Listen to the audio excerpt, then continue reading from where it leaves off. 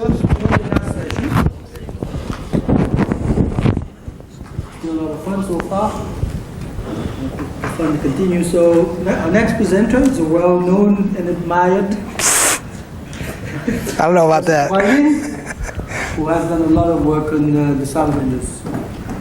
As a matter of fact, I had a chance to work with him on in collaboration with the South Shore Science Center in developing a IT platform for these very things. So it's a great pleasure that I welcome Professor Twining to the program.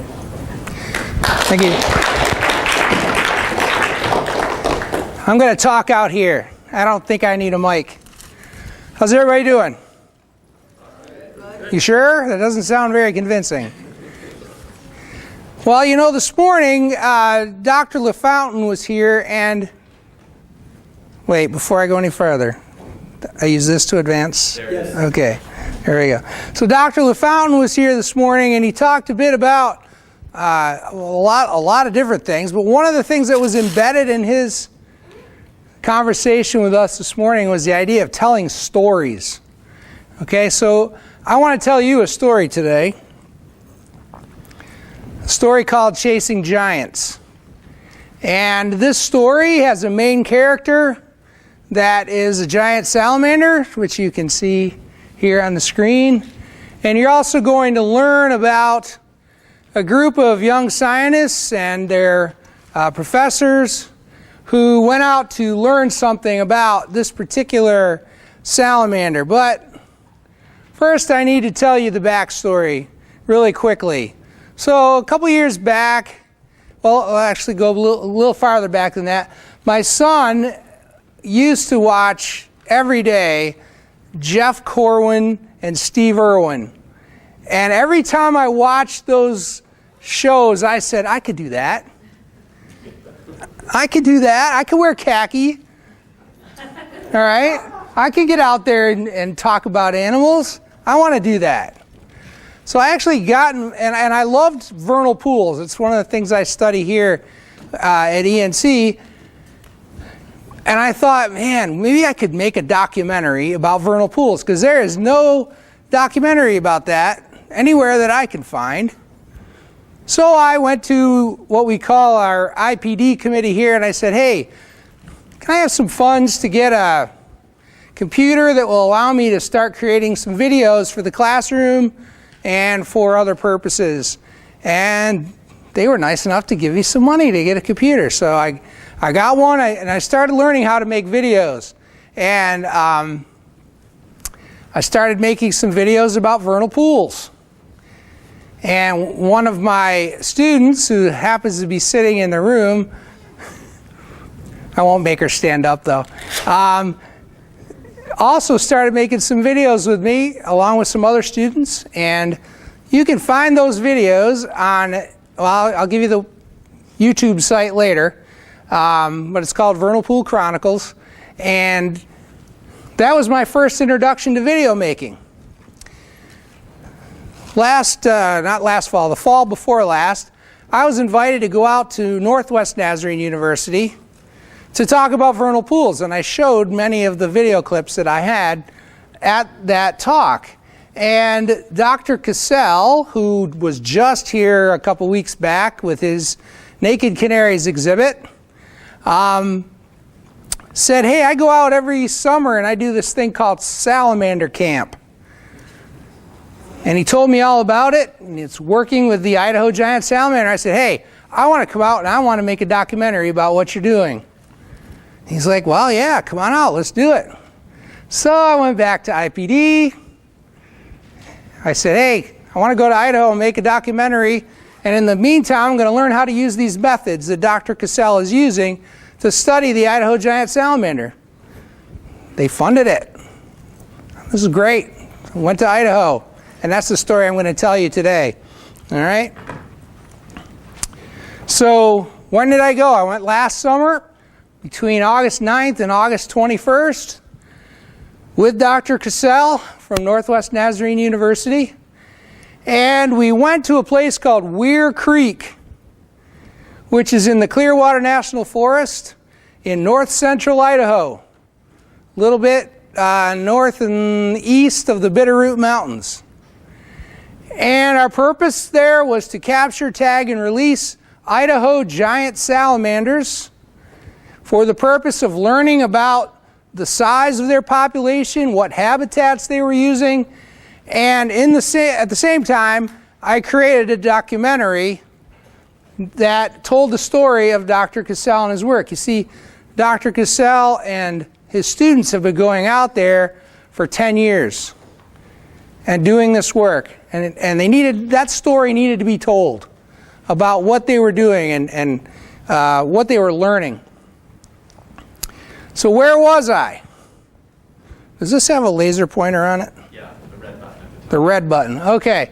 So Northwest Nazarene University is down here in Nampa, and we started a little bit west of there in a little town called Marsing, Idaho, and we drove up the valley of the Snake River and went right up here to Weir Creek, which is actually a tributary of the Lochsaw River, known as the best whitewater rafting river in the world. So for any of you that are adventure nuts, this is a place that you want to go, okay? This was my office. I had the finest headquarters in all of Idaho for a week. It was pretty interesting because it rained every night, but I was lucky that my tent did pretty well, and my shoes, however, did not fare quite as well. They're all out here because every day I went splashing around in a river all day long and looking for salamanders. What tools did I use? You're going to see this documentary. You're going to, how did you do that? All right. Well, one of the great things about modern technology is you don't have to have a really expensive camera to make a documentary. Here it is. GoPro.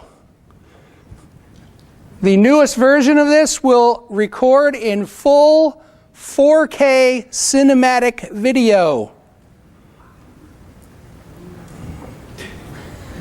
Pretty cool. Pretty cool. Yeah, I was waiting for the oohs and ahs. All right? And I do happen to have one of those. But I've got 3 or 4 of these. Some of them are the department, some of them are mine. And the video, most of the video you're going to see today was made with this, along with a Canon T1i. That's old technology. I can't afford a T5i or whatever it is now. And a couple other things, some devices for sound. I use this camera, believe it or not, for underwater videos of tiny little organisms that you'll see in this video called invertebrates. Okay? It does very nice close-up work. So without any further ado, I'm going to show you the results of my labor. I'm going to show you 20 minutes of documentary. It's not the full thing. The full thing is on YouTube. Again, I'll give you the site at the end here. But let's see what went on during this week in Idaho. Guess what, Bill? It's not open on the bottom.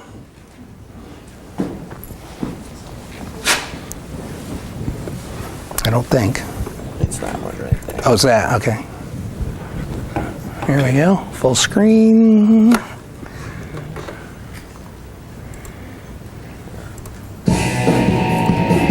There we go. Oh no, I almost did it.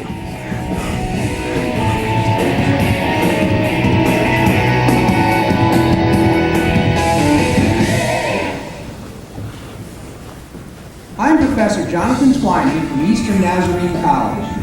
I'm accompanying Dr. John Cassell of Northwest Nazarene University and a group of his students to northern Idaho to...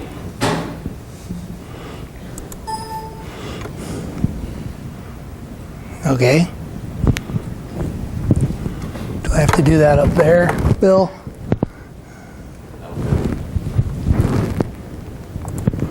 Okay. All right, so that gives you the basic idea. Hopefully you like that. And I wanted to tell you a related story as I close. This girl, her name is Isla Hickman. She was out there with us for the first couple of days. She's an 8th grader. And I'm saying this because so many times we think that there's nothing we can do about environmental issues or social issues. They're too big. I'm only one person. Well, this girl started in 4th grade a campaign to have the Idaho giant salamander named the state amphibian. It's only found in Idaho in a little tiny piece of Montana. So there probably is nothing more fitting to be called the state amphibian than the Idaho giant salamander.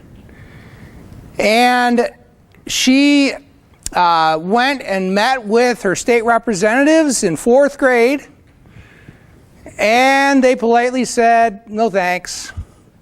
So she said, okay, I'm coming back again next year. Went back 5th grade, presented to them. They said, no thanks. 6th grade, 7th grade, and in 7th grade, the Senate finally said, yes, we will do this. But the House said no. So she said, okay, I'm coming back again next year. And in the meantime, she met me, and I made her a video of her work out there on Weir Creek, and she took that video with her to the State House and showed it to both the House and the Senate. And I'm not going to take credit for that, but it was just passed as a state law, finally, that this is now the state amphibian in Idaho. So this talks to something about persistence. If you don't get something you want, you keep trying until you get it. Okay? So just keep that in mind. Lastly, just a couple points. You can see that I've got a long way to go. There's a lot of good stuff in there, but there's some more video making I need to learn how to do.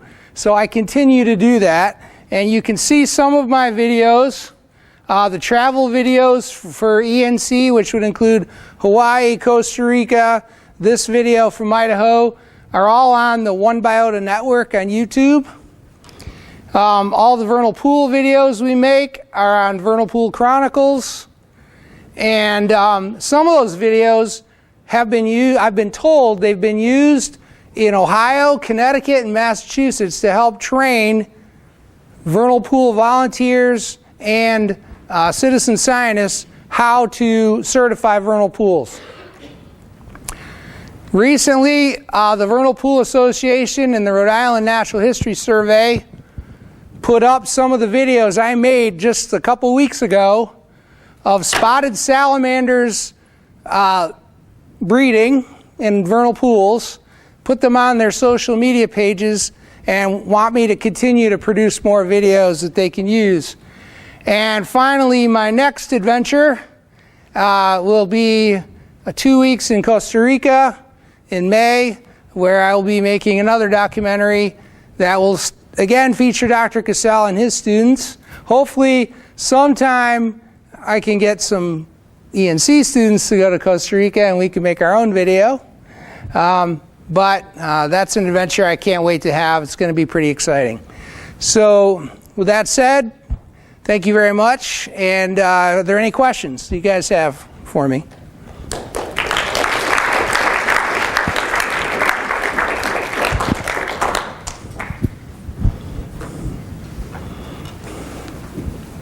Wow. Yes, ma'am. Do all of the salamanders have little purple hair?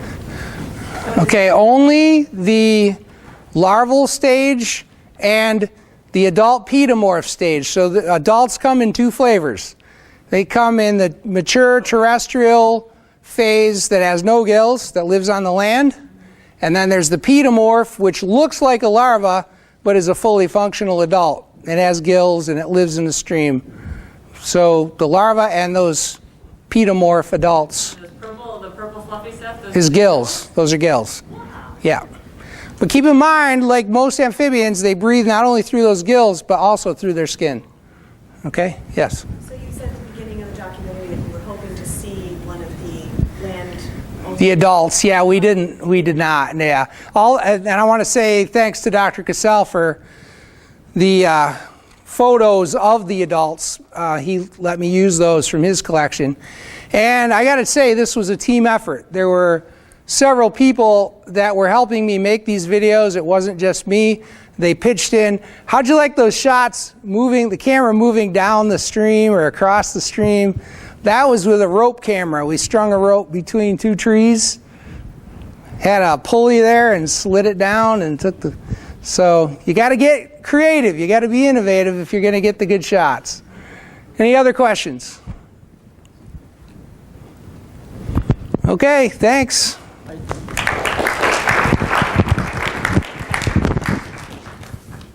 All right, so winding down here. Two good presentations left. Look. Next presentation will be interesting work that was done by a group of students out of the business department. And the title is Market Entry Strategy for Ireland.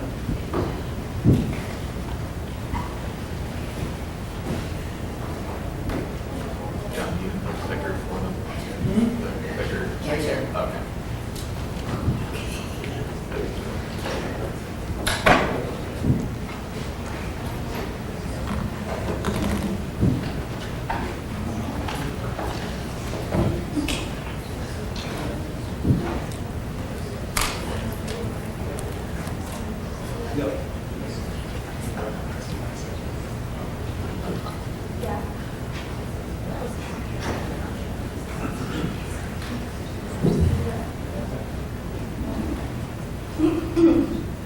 Hey everyone, so my name is Danielle, and I am accompanied by Jill, Jake, and Leo today.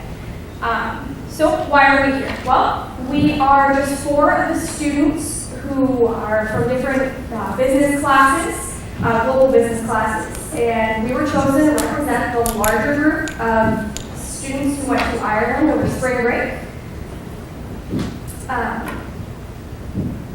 So Ireland. While in Ireland, we did various activities, and we were privileged enough to experience the wonderful culture. At the same time, though, we all kind of knew why we were there. We had been assigned the task to take a business to Ireland. What did we have to do?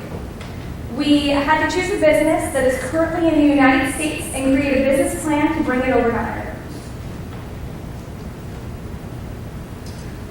Why Ireland? Well, other than the fact that it's absolutely beautiful and we were going to Ireland, it's actually a fabulous market to enter into.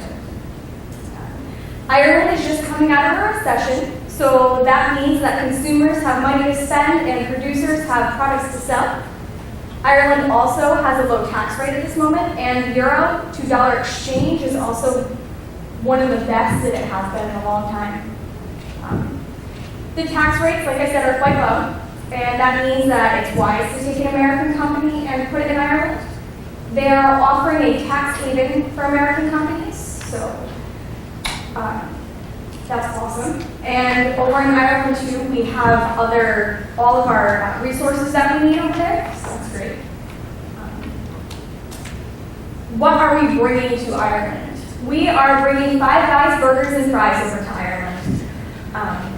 So Five Guys Burgers and Fries is a casual restaurant chain that focuses on producing hot dogs, burgers, and fries. Their headquarters is currently in Fairfax County, Virginia, and they were founded in 1968 by their CEO, Jerry Morrell, 1986. Five Guys' mission statement is quite simple. It's basically aligned with their philosophy that if you're going to sell hamburgers and fries in a restaurant industry that is filled with hamburgers and fries, you probably should be making the best hamburgers and the best fries. Simply stated, they say, we are in the business of selling burgers. more on that. Clearly this chain wants nothing more than to be the best at what they do. And they are very big with making sure everything in there is fresh. So you're not going to see a whole bunch of freezers in their environments. That's great. In order to properly go into Ireland, one must analyze the country. So Jill will be coming up next to talk a little bit about that. So before we dive into the Irish market, we first must conduct a market report. A market intelligence report basically sums up everything that you need to know about Ireland, about the entire country. So beginning with the culture, Ireland is known as the land of saints and scholars. It even adapts some of its culture from other cultures. For instance, their flag, the tricolored flag, is adapted